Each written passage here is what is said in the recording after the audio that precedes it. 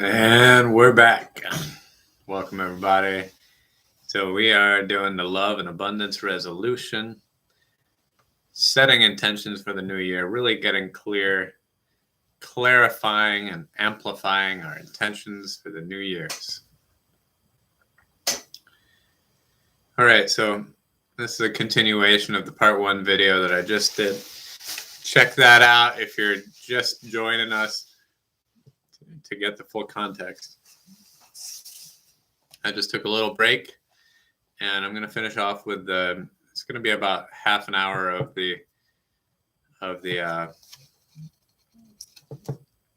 end of this presentation. So what we're going to get into is telling some of my stories of how I came to be doing this work and why I wanted to share this information, kind of where I was at in my life before I started doing this, and where I'm at now. So let's get started with that. So once I learned about the law of attraction, I suppose I had an intuitive sense of it when I was in college, and I kind of started playing with it too. So the way that I started in college was I went to a really small liberal arts school, so about 800 to 900 students. And what you know, if you've ever been to a school like that or you know anything about one, what you realize is that everybody kind of knows everybody else's business. At least if you're at all on the social scene, if you're dating around, if you're making out with people, if you're doing whatever, a lot of people are going to know about it. And there's definitely like some gossip and some judgment and whatever in a place like that. So what I did was the first week that I was there was freshman orientation, and that was it was an exciting, fun time in my life, and I got a little maybe carried away and hooked up with 2 different girls. Didn't sleep with them both, but hooked up with these 2 different girls during that first week, and then kind of noticed like the rumor thing starting already, and I was like, well, I'm going to be here for 4 years. I don't want to develop this reputation and then have people not like me or like, not be able to date somebody who I really liked because they heard some, things about me that they didn't like. So anyways, I started college like that. And then I was like, whoa. Need to be careful here. Let's proceed with caution. So literally for the next 2 years, I didn't date anybody at all. I was being super cautious. Some people were interested in me, and I was just not really reciprocating, and very much like proceeding with great caution there. 2 years in. So, all right, 2 years in, I took a break and I went on this wild adventure to Europe. I was kind of having this existential crisis, like, wow, I'm spending all this money. I'm going all way into debt. I don't have a plan. I don't really know why I'm here. I'm kind of just doing it because my parents want me to do it. What's the purpose of all this? So I had this like whole existential anxiety where I took a semester off and I went traveling around on this soul searching mission. And what I did was my parents were in England, so I went and visited them. And then from there, I was able to easily travel to continental Europe and just kind of go out with my backpack and some money. Really a shockingly small amount of money. Like if I had told anybody my travel plans and the amount of finances I had available for it, they would have been like, you should probably not go because you're never going to make it back.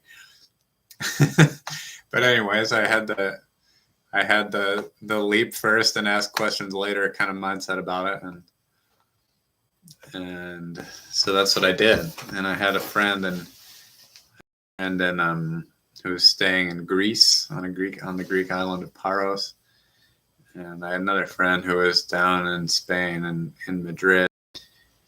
And so I was like, cool, that's enough information. I'll just go and see them and see what happens. So I went on this wild adventure, spent like a month on the Greek island, and then went to visit my friend in Madrid. Stayed in this absolute shithole in Madrid, like really one of the grossest places I've ever stayed. Super nice people, but their kitchen was like a war zone. It was like just months worth of built up uncleaned, I don't even want to get into it. Anyways, we were staying there, and I had left a Greek island to like be in this kind of like filthy apartment in Madrid, and my friend had come from the Canary Islands, so we were both just like, this is horrible. We need to get the F out of the city. And so she was like, well, I know some places we can go on the Canary Islands. We can just go back there. And I was like, islands? Great. Let's go. Because I loved being on that Greek island. That was my first real time like being on a warm island. And I was like, yep, this is it. This is what I want. So I did that, and then went island and basically spent like almost like it was like a real time of like deep nature connection and solitude. We were literally living in a cave on the Canary Islands, on the island of La Gomera, and a couple miles, I guess, from any stores or anything. There were just these caves that would like kind of get occupied by European hippies. So we're living in that cave on the beach, and I'm just there reading, thinking about who I am and what I want out of life, and really having this soul searching time. And during that time, I realized that, yeah, I do want to go back to college, and I do want to have that experience, partially just because I promised my parents that I would do that, and partially because I'm actually having a wonderful time doing this college thing in America. So I went back with a new perspective and decided to switch majors and be an art major. The other thing that happened was I realized upon traveling, like, how good it actually was in college, like how amazing it was to be a college student in America. And even though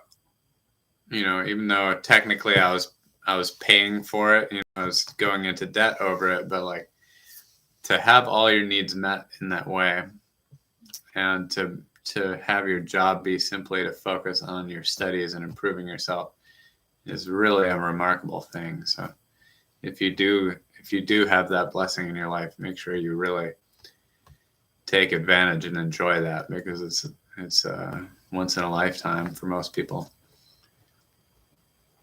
And so the other thing I realized during those travels and upon coming back was that this place was a wonderland in terms of being a young man or a young woman and being able to date and have relationships with people, because it's just, it doesn't really get that much better than that time in life. I mean, depending on how you live, but that was a magical time. So what I realized essentially was that, and I really had this flip in my mind. I was like, okay, so I'm actually like, whatever my love story is, whatever I'm creating in this regard is actually going to be generated by me. If I just sit around waiting for somebody to come up and tell me they like me or kiss me or whatever, I'm going to be waiting for a long time, especially if you're a male.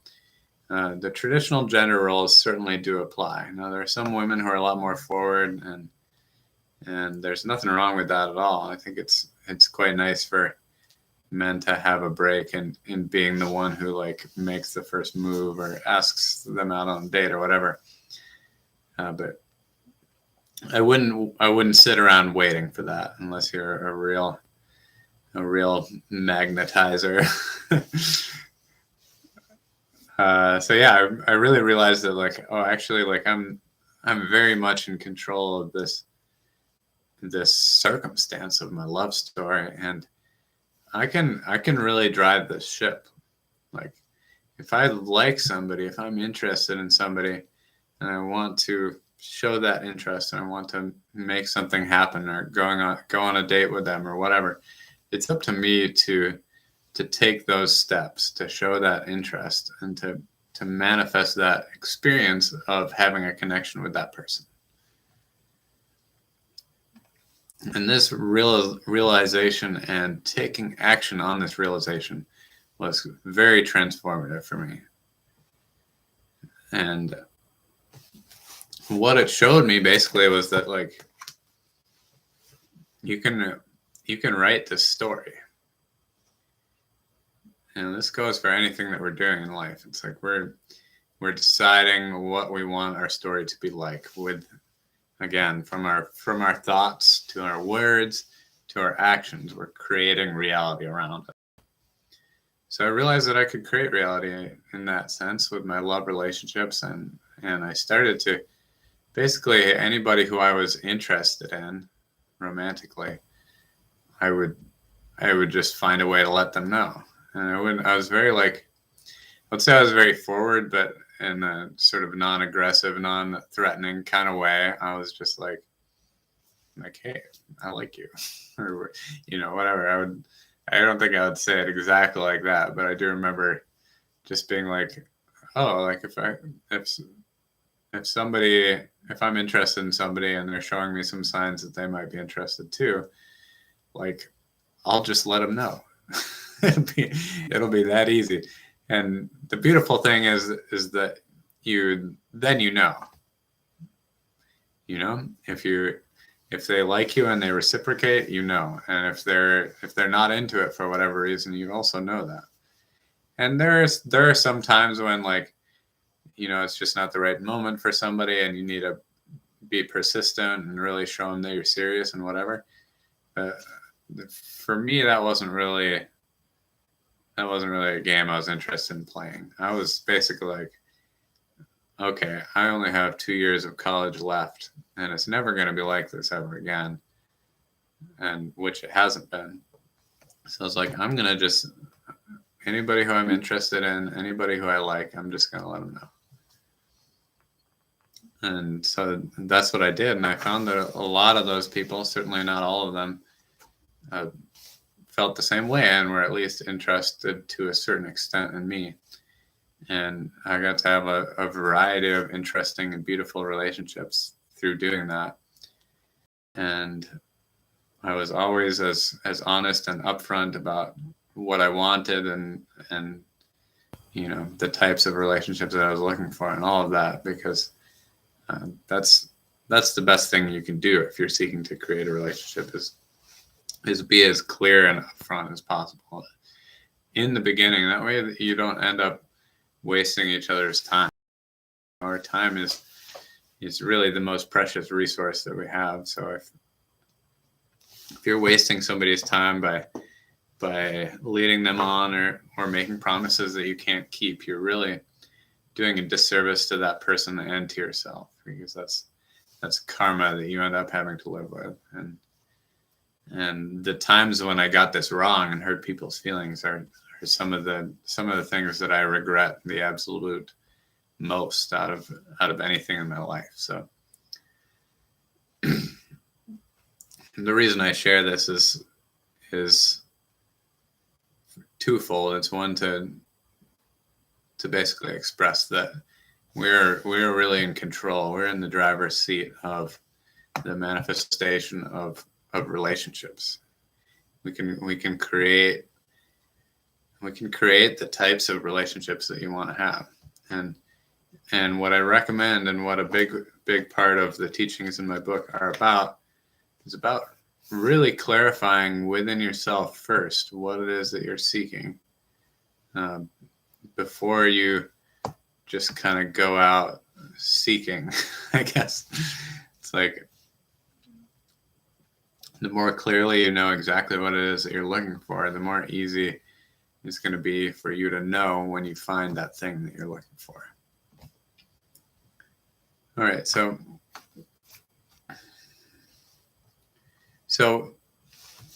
following on from that story, I ended up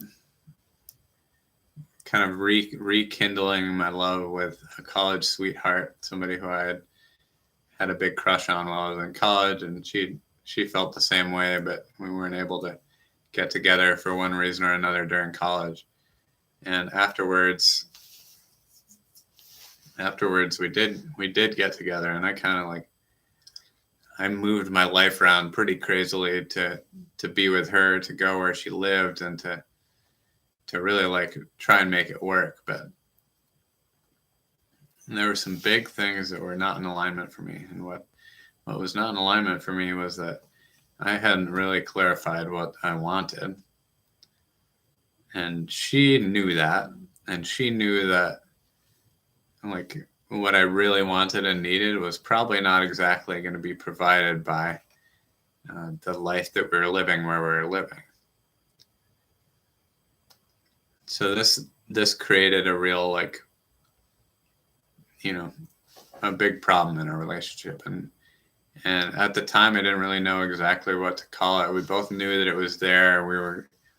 Things were getting harder, and we were kind of felt like we were pushing each other away a little bit. And underneath that, at the root of the problem, was that our missions were not in alignment. So this is what, when manifesting a relationship, this is what I consider to be the absolute number one most important thing that you can have, is you need to have your missions in alignment. And it doesn't mean you want exactly the same thing out of life, but like there are certain things that do need to be at least like able to fit together for a long-term relationship to work.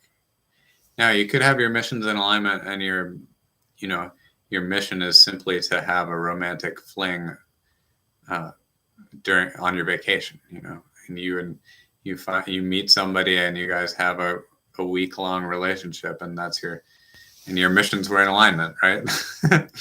Because and if you're both clear about that being the thing that you're creating, it's like, great, there you go. You had that experience together, and nobody had the expectation of it turning into something different, and therefore like the missions really work together. But what I find from a lot of people who end up having these heartbreaking separations, and what was true about mine when I had that, was that I really did not have this worked out. And my old partner, she was pretty clear. She was very much a planner, and she knew what she was seeking to create. And I was kind of like this chaotic force in in her life that was, kind of preventing her from being grounded or emotionally safe, because she didn't know what I was going to do, or if I was going to stay, or if I was going to go, or what. So it took me a while to really look back on that and realize like how much harm I had caused by not having clarity within my own self. So after that, I really resolved not to do that ever again. So I never, or at least I did do it again, but I knew the next time I was doing it again, I knew that I was doing it. So I informed that person. I was just like, I'm not going to be able to fulfill your needs. I can't do it.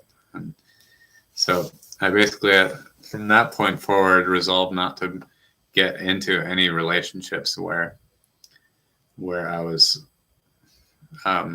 unclear about what I was seeking or what that other person was seeking, and our missions were not in alignment. So I but I knew that I did want to fall in love, and I wanted to raise a family with somebody. And I had these other goals about what I wanted to create with my relationship with that person. So I realized that I needed to manifest somebody and a relationship that was going to like really be co-creative in that way, for us to be able to like manifest our dreams together. And so I didn't date anybody who didn't seem like they were immediately going to be a fit for this. I wasn't holding on for anybody to change and like fit into this mold that I had imagined. Instead, I was holding on from even starting into a relationship, because here's what I decided. I decided that, and this is what I put in my manifestation practice, my manifestation cards, the vision I was manifesting. And I knew that this was going to happen. I really created this from, by putting it out there and understanding this is what I was seeking, and not being willing to settle for anything else before it came. So what it was that I was going to know as soon as I met her, I was going to know that it was her. And she was going to feel the same way. As soon as she met me, she was going to know that it was me. And so what happened when I met her, and I was going to have this other thing, is like, I wanted to feel like I was at home with her. Like we're an emotional safe place for one another. Because like the drama and the heartbreak that I experienced with my previous relationship, I just didn't want to subject anybody else to that, and I didn't want to subject myself to that any longer. It took me a long time to get over that, to move forward. And so I was like, this time I'm doing it right, and I'm not going to waste my time with anybody who's the match, the fit for me. That's exactly what happened. When we met, we just knew. We both knew. We saw each other, and we locked eyes and we started talking, and literally from that point until this, we've been together. It was just later that evening, right after we met, we started making plans for the future, and that's how I knew it was going to be. That's the manifestation that I put out there into the world. And this is how the creative force can work through us to make whatever it is we're seeking. So remembering that infinite intelligence is within us at all times. It's in every cell of our body, and it knows anything that can be known or needs to be known. So if you're seeking to manifest something, what I recommend is don't get too hung up on exactly what all the steps are going to be and how it's going to come about, because there are so many different things that need to happen for a circumstance like that to come together. It's impossible for you to get there with the subconscious mind. So I'm going to talk instead about the subconscious mind, this is really where the majority of our results come from in life, are from our subconscious mind. So this is programming that we receive from the years of 0 to 7. So oftentimes we get our love programming from our parents, the way that they each loved us and the way that they loved each other, and anybody else who was around in your family, siblings or relatives, because that's the modeling that we observed. It's like, whether consciously you believe it to be true, subconsciously those are the programs that we receive during those formative stages of life. And it's the same with general worldview and a relationship to money, especially. A relationship to money is very much a reaction to whatever the programming that our parents gave us. And depending on how your specific circumstance works, your money programming could be like a repetition of what your parents modeled, one or both of your parents, or it could be an inversion, like a reaction to what they modeled. So like, for instance, if your if your dad was never around because he was always working so hard for money, you may have developed a program that says, that you don't like money because it separates you and your father, right? Or you don't want to care about money like he did because then you're gonna be, repeating the same pattern again and again. Or you could take the programming that I need to work really, really hard for money, and I can't be there and spend a ton of time with my kids because I need to be at work making money as much as possible. So, like I said, it can be like a direct repetition of what your parents showed you, or it could be a reaction to or rebellion against what they taught you. And just simply becoming aware of these patterns is really useful. So taking some time to actually write down, say, what was my dad's relationship to money like? So what was his upbringing like? How did he, what did his parents do? And what did they teach him about money? And how did he act around it? What was his relationship to it? And doing the same thing with your mom. I recommend even writing this down and describing the ways that they were with money, or with love, or depending on which one you're seeking to manifest. And then really paying attention to how these patterns are continuing to play out in your life. So are you repeating? Are you rebelling against? Which of these patterns are truly serving you, and which of them are you simply playing along on autopilot? And so the way that we can reprogram our subconscious mind are through repetition, through traumatic experience, through hypnosis. Those are the main ways that we can do it. So we're going to go ahead and skip the traumatic experience because we don't need that to make a change in our lives. And instead, sticking to the repetition and hypnosis. So this is getting into the practice of reprogramming ourselves by actually becoming really aware of what it is that we are seeking to create. So one of the ones that I like to do with money is using the phrase, I'm so happy and grateful now that money comes to me in ever-increasing abundance from a variety of sources in a continuous manner. This is one of my favorite affirmations from the great Bob Proctor. I'm so happy and grateful now that money comes to me in ever-increasing abundance from a variety of sources in a continuous manner.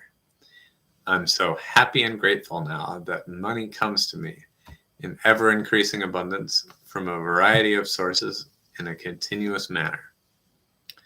One of the ones that I like to use, and the one I used for manifesting my wife, is I'm so happy and grateful now that I'm living in harmony with my divine partner. Now, there's an important thing about doing these affirmations is that we really need to create the feeling that we are seeking from the affirmation while we're saying it. So creating this positive expectancy. And the trick here is that if the thing you're saying is too far away from your current reality for you to be able to believe it, your conscious mind is just gonna reject it. That's bullshit. You're not, whatever. You're not there. It's bullshit. Because that's the nature of our conscious mind. It's very, very observant and very critical, and you can't just lie to it. But what you can do is kind of get around that by incrementally making your way to the thing that you're manifesting. So like if you can't say, for instance, it might be hard to say, I'm so happy and grateful now that I'm living in harmony with my divine partner, if you're single and you know that they're not there right now. A couple ways to get around that. One would be to understand the reality that in the quantum possibility field, all timelines are manifest. So even though you may not be able to see that person right now, it's already, your relationship and everything about it is already in creation in one sense, because all timelines are manifest. Another way to do it would be to kind of just start focusing your attention on the things that you do have, or the ways that you do have love right now in this moment. So for instance, you could do the same affirmation as with the money. It's like, I'm so happy and grateful now that love comes to me from a variety of sources in ever increasing abundance, from a variety of sources in a continuous manner. Or simply focusing on doing it for yourself. So I'm so happy and grateful now that I love and accept myself. I'm so happy and grateful now that I love and accept myself.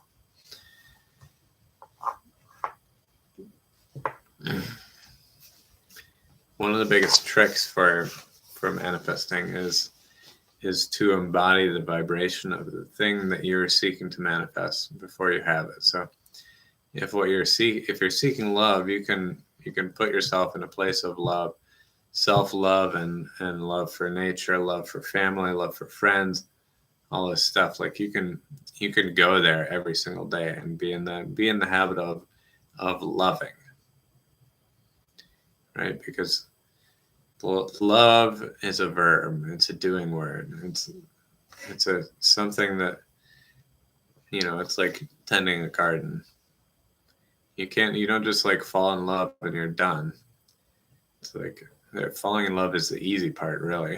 It's like staying in love and keeping a healthy, happy relationship requires so much more attention and intention and work than actually just the simple part of falling in love. So again, I recommend getting really as crystal clear as possible about what it is that you're manifesting, so that you'll know it when you see it. So that it'll be abundantly clear and obvious when they show up. And so that you'll be able to like express it to them what you're seeking, right? If you want to live a really unusual, unconventional life, you probably aren't even going to be able to maintain a relationship with somebody who is super rigid and structured in their schedule. It just doesn't work out. You'll constantly be pulling at each other, pulling each other in different directions. So then the other part about reprogramming our subconscious mind is through hypnosis. So this and the affirmations and the focusing on the intention of what I'm creating, those are like the pillars of all the manifestation, all the successful manifestation that I've done in my life. And so the hypnosis part is a really great way to bypass your subconscious, or bypass your conscious mind, and reprogram your subconscious mind. So by reprogramming our subconscious mind, we're getting right in there to the deep programming level and starting to write some new codes for us and what we're creating.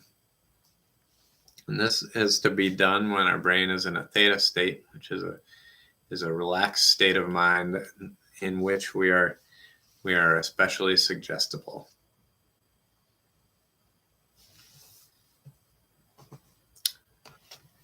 So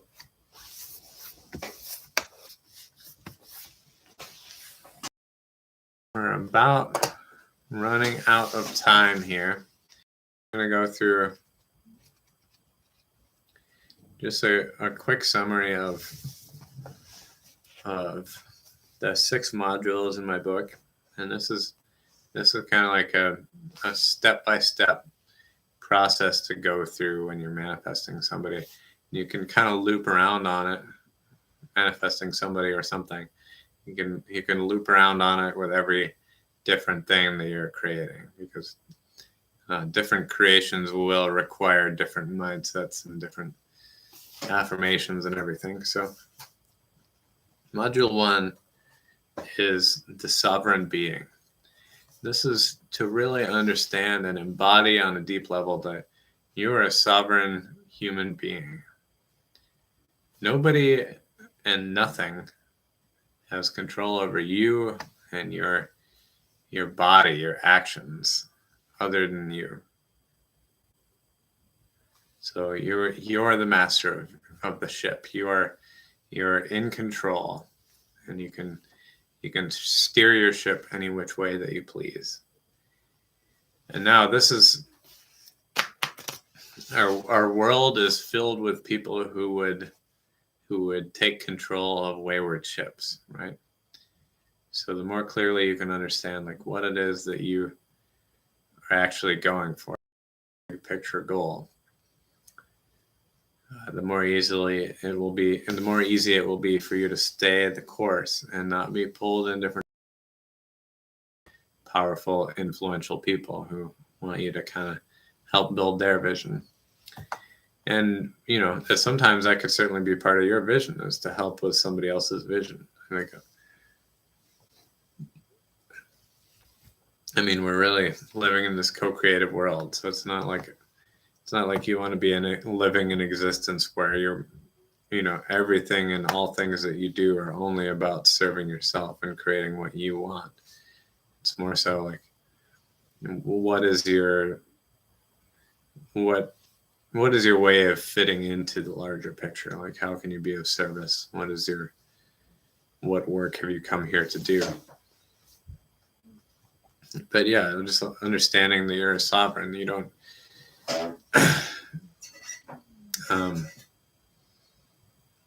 you're driving the ship.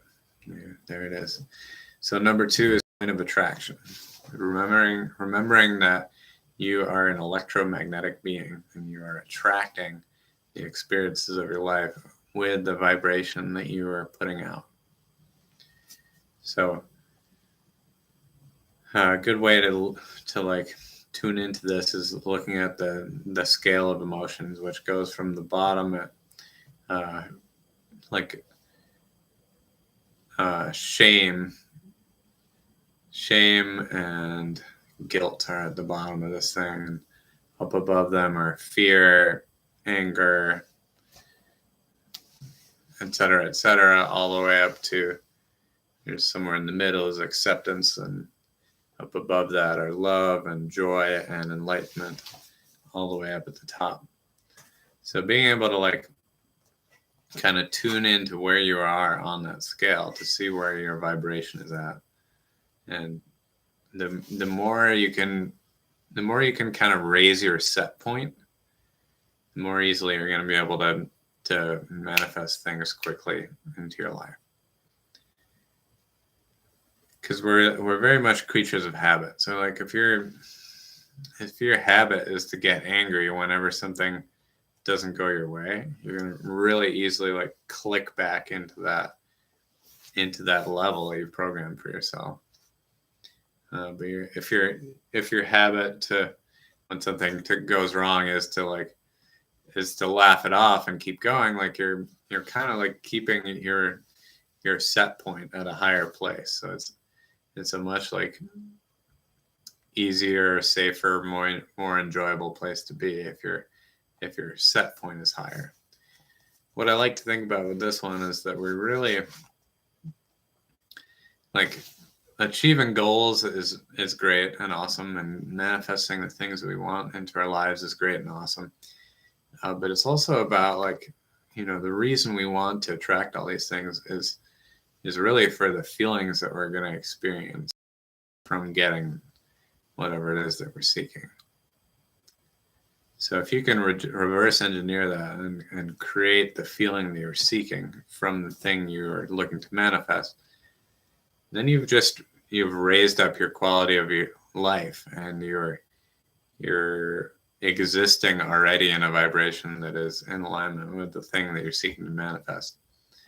And therefore, those things with the matching vibrations are going to come much more easily to you as you're vibrating at that level. And so this is really useful to just consistently pay attention to. It doesn't mean you need to be happy or joyful or chipper or whatever all the time, because that's like, for most people that would be fake. You don't want to be vibrating at that level either. It's like for me, my set point is pretty calm and at peace. So I'm not like joyful, exuberant, super enthusiastic. I'm just like, I'm vibrating at this like calm, peaceful level, because I'm, that's what feels good to me, and that's what I think is very like helpful for a lot of people in the world right now, because we have a lot of stress and anxiety vibration, a lot of the stress, anxiety vibration, especially right now in the year 2021. It's been like the last couple of years have been really powerfully anxiety filled times. So anyway, that's kind of where I like to go with my set point. And sometimes it doesn't work for everything I'm looking to do. I mean, it's like you can be too calm, you can be too laid back for certain circumstances. So being able to see that and switch it when I need to as well is useful, and something that I'm working on. All right, so module 3 is imaginative play. So this is understanding that we're existing right now here in this, it's like a creative sandbox or playground, or like we have an unlimited amount of metaphorical building blocks, and we can create whatever it is we can imagine and focus our attentions on. So the imaginative play part is really getting into the fun of this creation. Something that's challenging for me, and I know for a lot of people, is like we constantly get back to this place of being so serious about what we're creating and the way we're living our lives. As you become an adult and you start to get more and more responsibilities, it's really easy to kind of develop this set point of just like kind of being super serious and being in the grind all the time. Some people think this is kind of like the way that it should be, but this is actually not really like, if you look at people who are really at a high level of creation, they're not really in the mode most of the time. Like there's a lot more of this like imaginative play aspect to the way that they're creating. And it doesn't mean they're not working hard. It just means that the energy with which they're creating still has this like playful, joyful, almost like childlike wonder about it, as opposed to like pushing and grinding and struggling to create the life that you want. And either way could work, but I'm saying I really think that we can do things with ease and grace and flow, and it doesn't need to be so serious and such a struggle. So imaginative play, again, is this being in this state of like really having fun with your intentional creations. That's a choice that you get to make. Number 4 is release the resistance. Release the resistance. So one of the most powerful, most important parts of getting the law of attraction to work for you is understanding that resistance is understanding that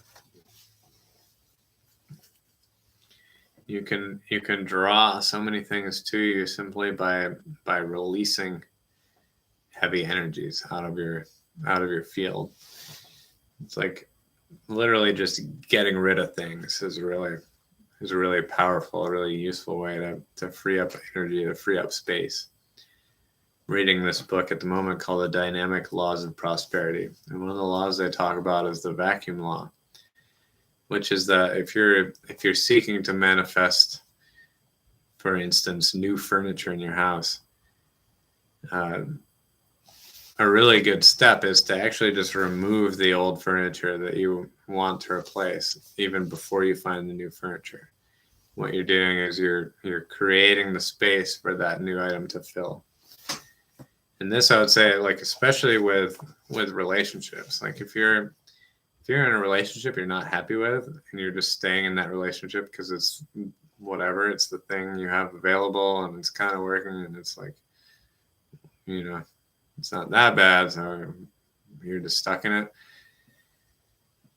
GTFO. I mean, seriously, like if you want to manifest the thing that you're really imagining, the relationship that you're really seeking, you can't do it while somebody else is holding that space. I mean, my wife did this exact thing when she was about a couple months before we got together. She knew that she was going to fall in love with somebody, and she was in a relationship with somebody who was nice and she liked him, but this wasn't quite what she was looking for. She realized that she was about to fall in love with somebody else and that she had to make space. And lucky for me, she was making space for me. But yeah, so, and this could, the same could be true with jobs, careers, whatever. Like if you're spending 40, 50, 60 hours a week doing one thing, it's going to be really hard to manifest something new, bring in a new circumstance, a new job. No, it may be, might be really scary to quit that previous job without having anything to replace it. And I'm not saying, obviously make the right choice for you, proceed with caution, but I'm just speaking about the vacuum law. It's like the new thing needs a place to fill before it will come and fill that place. All right, so that's releasing the resistance. The other thing about releasing the resistance is anything that's heavy energy. So stuff that holds us down, keeps us stuck, keeps us heavy, keeps us where we are. So for instance, like if your friend group is holding you back, this is a really hard one to do, but it's really necessary for a lot of people. Like if you want to really like make something of your life and all of your friends are like, just heavy potheads and they're smoking weed all day and playing video games and you're hanging out with them. It's like you're not gonna achieve what you want to achieve by smoking weed and playing video games all day. You're just not, unless the thing you want to achieve is being good at video games or whatever. So releasing heavy energy can definitely have to do with releasing influences in your life, like people in your life who are holding you down, holding you back, and keeping you from going where you want to go. You don't have to be mean or cut them out completely or anything, but you do have to understand that your time is precious, and if you are spending, you match the vibrations of the people you spend time with. So being able to create a friend group of people who are doing the types of things that you want to do and achieving the types of things that you want to achieve is literally going to lift you up. The rising tide lifts all boats. And the same is true in reverse. If you have a friend who's really chaotic, really wild, and they just have a tendency to create drama and problems in your life, hanging out with that one friend on the wrong night could completely change the course of your life, could get in a fight, you could go to jail, you could blah, blah, blah. Like all kinds of crazy bad stuff can happen in no time if you're kind of putting yourself in bad situations and your actions are not in alignment with the goals, the manifestations that you're seeking. And so that goes with also like anything that we're taking into our body, basically anything that we're consuming. So whether that be energetically consuming, like music or video, movies, whatever, or physically consuming, like food and drink, all that stuff is changing our vibration. So we can choose to take in stuff that is light and airy or nourishing or whatever. Or we can choose to take in stuff that brings us down, holds us back.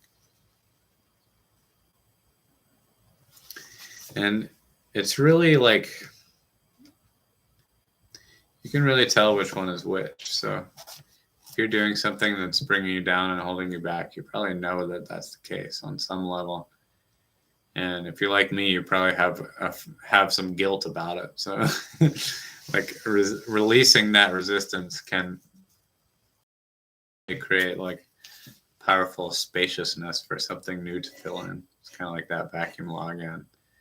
Like if your habit is to go to the bar every night or every weekend or whatever, once you stop doing that, you fill up all this time that can be filled with, or you open up all this time that can be filled with something else, and also free up resources. That, that's an expensive habit to have. So diverting that time and those resources into something else is releasing the resistance. It's creating space for whatever it is new that you're seeking to manifest.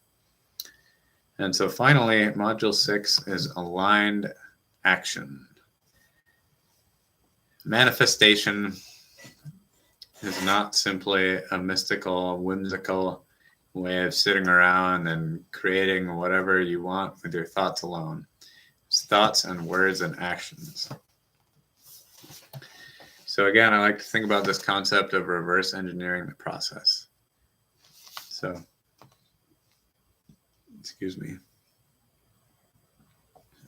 So with the end goal in mind, thinking what are the types of thoughts and the words I need to speak and the actions I need to take for myself to manifest this reality that I'm seeking. So who is the person that I need to be to live inside of that reality that I'm imagining? Or what type of daily actions does that person take? And then starting to literally be that person. Like take the daily actions that person would take. You can even ask yourself with anything that you're doing, like with the end goal in mind, with the big manifestation in mind, is this action in alignment with what I'm seeking to do? So is creating this YouTube video right now in alignment with my larger goals? Yes, it is. Now, if I were to stop this video right now and say, for instance, go take a bong hit and lie in a hammock, would that be in alignment with my goals? No, I can clearly ask that question and know that thing is not in alignment with my goals. Where this gets tricky is that a lot of us just have impulsive, habitual behavior patterns.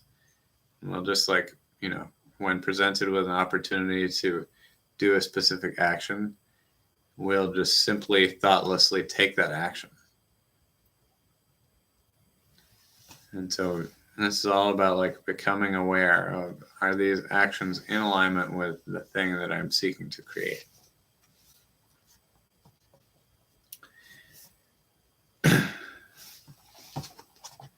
So what I have in the end of this book is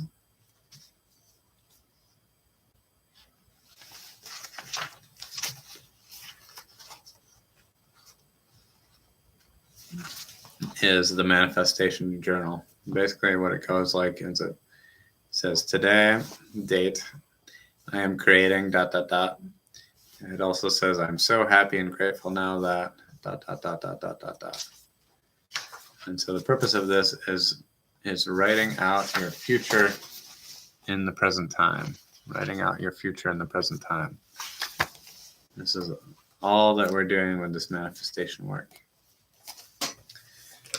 All right, so with that in mind, we're going to take one more aligned action, and then I'm going to finish this presentation. I appreciate you guys joining me for this period of time. If you're still here and you've done both versions, you've been with me for nearly 2 hours. So thank you for your precious attention. It really means a lot to me. All right, so we're going to review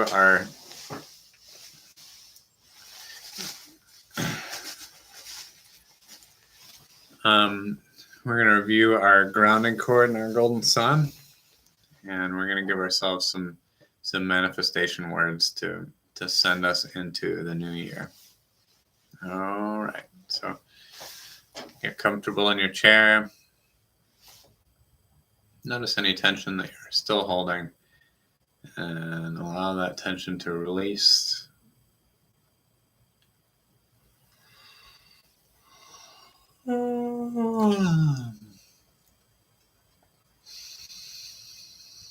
Deepening your breath.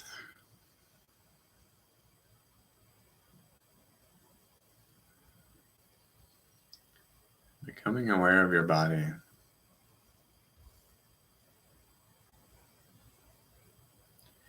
Remembering now that every day in every way we are spirits, and we create from our bodies in present time. So we're spiritual beings having a human experience, and we create from our bodies in present time. Not from the past, not from the future, but here in your body in present time. It's the only place that you can create from. Right now what we're doing is we're changing our vibration, deepening our breath, relaxing with your eyes closed.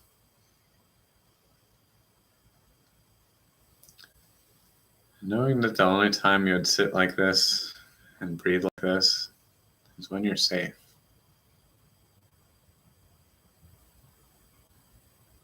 You're safe right now. In fact, you are infinitely loved and taken care of. You have nothing to fear.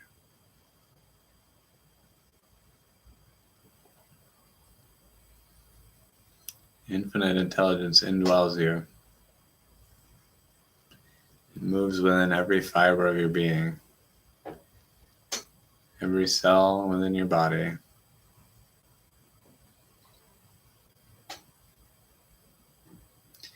This intelligence is the same intelligence that creates worlds, universes. All that is in existence was created by the same intelligence that indwells you. And this creative intelligence is the force that you are using to manifest your desires.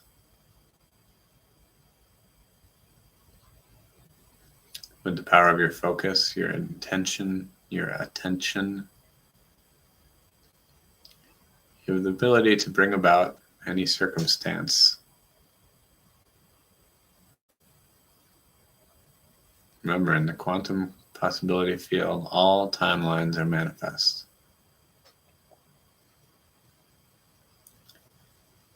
All right, so let's tune back into our grounding cord. Just notice any tension that you might have picked up. Allow it to let loose, turn loose. So you'll go deeper into a state of relaxation. And reconnect with your grounding cord. Remember, that's the energetic connection between your root chakra and the center of the planet. This energetic connection is available to you at all times. What you can do when you come back to it is just give it an update. So let's update our grounding cord right now.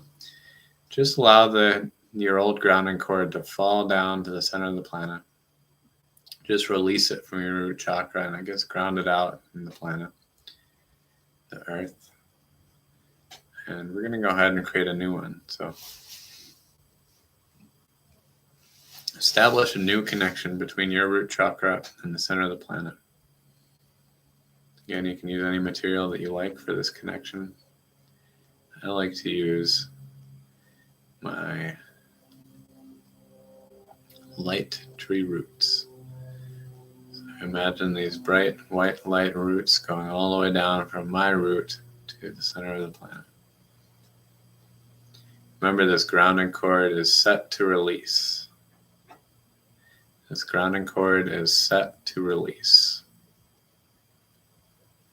What that means is that any energy that is yours, that is not yours, that you're holding in your body, in your energetic field, you can now allow to release.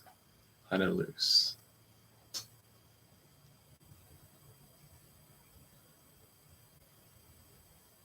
You do not need to hold it anymore. Any energy that is not yours, simply releasing down your grounding cord. Falling down just like sand falling through your fingertips. There's nothing to hold it there anymore.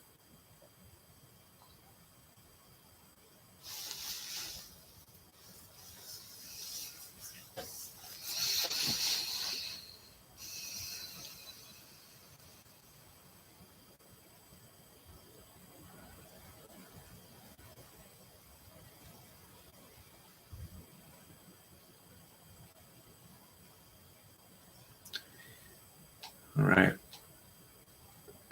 Now we're going to fill up with the golden sun and filling up again with our life energy. So remember, the golden sun is, and we can fill it up, our energy back from anywhere that we might have left it. So if you left some energy at work, on the internet, at the park, at the bar, at the restaurant, wherever you left some energy, just go ahead and call it back to you. Calling it back.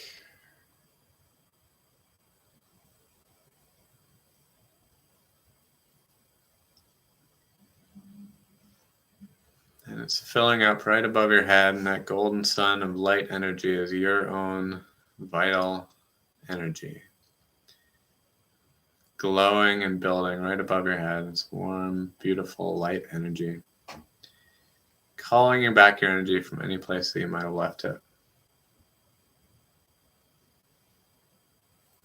And once it's all gathered up above your head, you're going to allow it to come in through our crown chakra.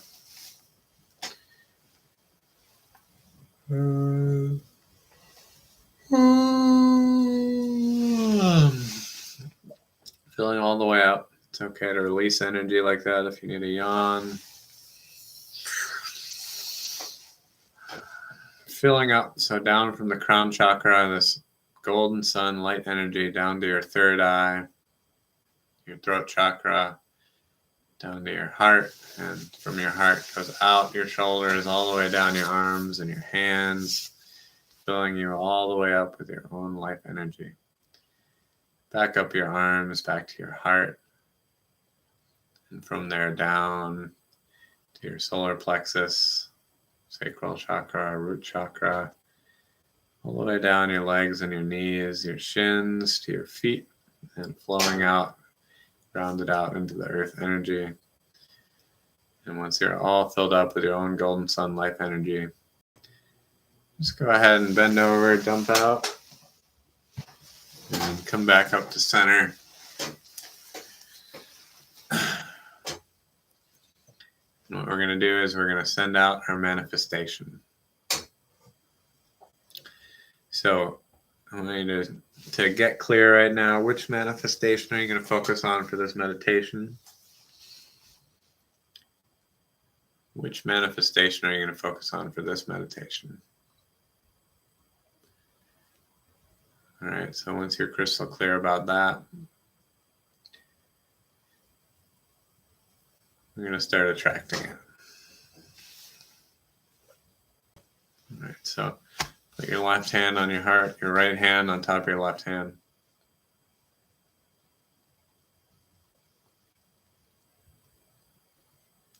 And pull up a movie screen out in front of your face. This movie screen is going to be your vision of the future. You're going to be able to see your future in present time on this movie screen.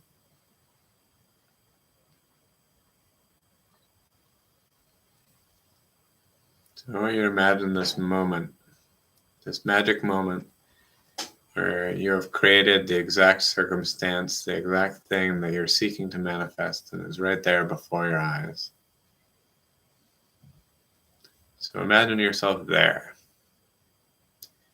What is the sensory experience of this manifestation? What can you see? What do you hear?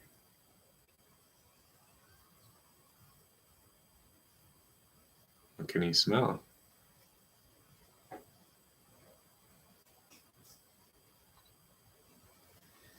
Most importantly, what emotions are you feeling right now? What do you feel when you look at this vision of the future that you're manifesting? And what do you feel when you're there?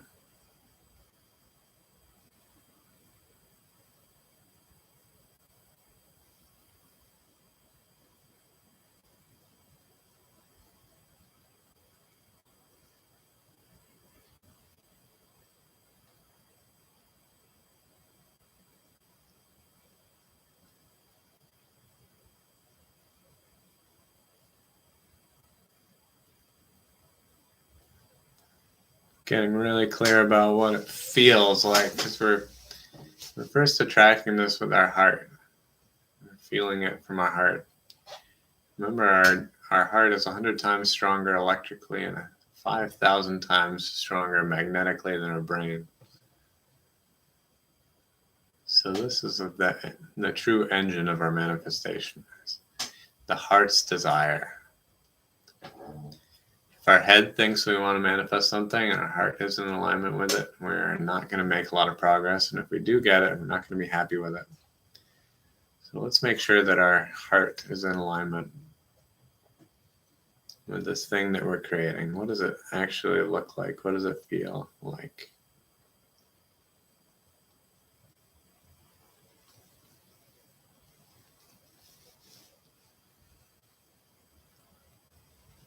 All right. Once you got that feeling really clear, go ahead and bring it up to your head. We're going to bring it through our throat chakra and into our third eye, which is the center of clairvoyance, the center of our head. This is where we can see clearly the visions for the future.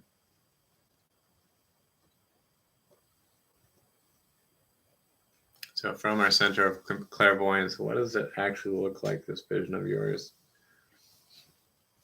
What can you see before your eyes in this vision?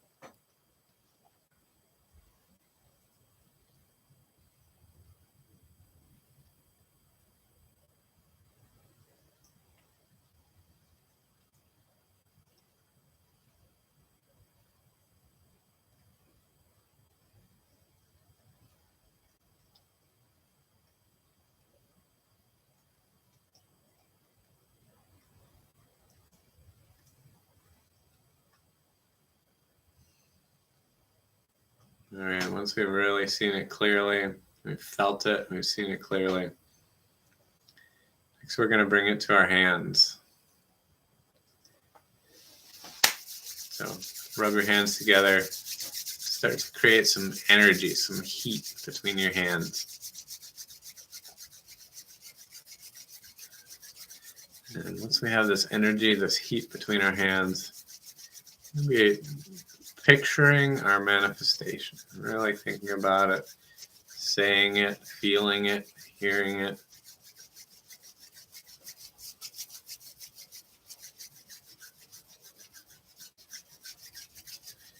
All right, stop rubbing your hands and pull them apart a little bit. And in between your hands, you're holding the energy of this manifestation. So this power, this creative force is held right there between your two hands. all this infinite potential that you hold between your hands. So what I want you to do is take that energy, just feel the power of that energy between your hands. And with all the faith and loving intention, just send it off, release it.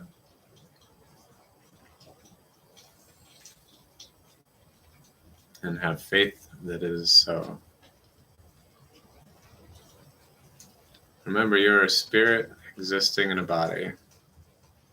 You're a divine being having a human experience. Infinite intelligence indwells you in this moment and in every moment.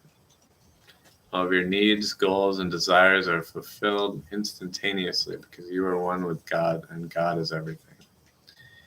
Money comes to you in ever-increasing abundance from a variety of sources in a continuous manner.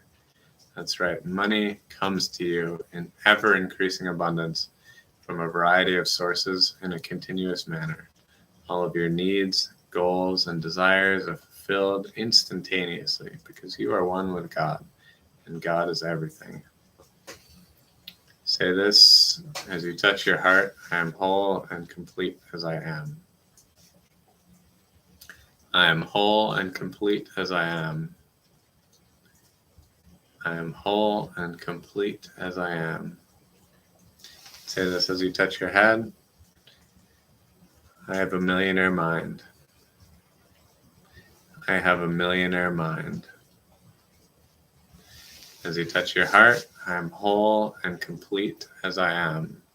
As you touch your head, I have a wealthy mind. I have a wealthy mind.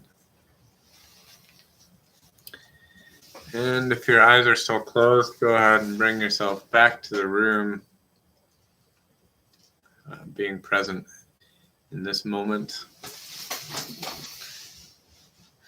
And knowing that that is the only place that you can create from, is in your body, in present time. So here we are once again in this moment. And the possibilities of infinite creation are at your fingertips. Enjoy, folks.